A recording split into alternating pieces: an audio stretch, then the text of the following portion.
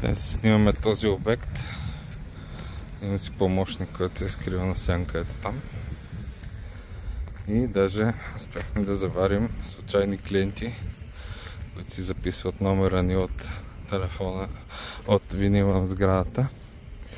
За съжаление, опита ни и статистиката ни показват, че повечето сериозни клиенти, преди да предприемат такова сериозно нещо като покупка в нова сграда на зелено, се правят едни доста сериозни консултации. Тези консултации можем да ги провеждаме по всяко време, може по телефон, може лична среща и човек, за да вземе решение да избере какво да закупи, дали да инвестира на зелено, дали след Акт 14, когато банките осигуряват финансиране и много от тези неща, хубаво човек да седне и да ми разясни начина за тези сделки, плащанията, какви са възможностите за финансиране, какви са бъдещите възможности от този имот да се изкарат пари или да се получава наем с години.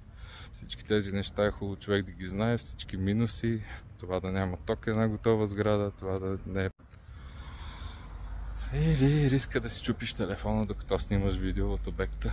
Да, това го видяхте, току-що ми падна телефона почти на земята. Но спасихме положението. От вчера съм на 43, но все още имам рефлекси. И така, преди да купувате ново строителство, е хубаво да се информирате за всички видове възможности и рискове.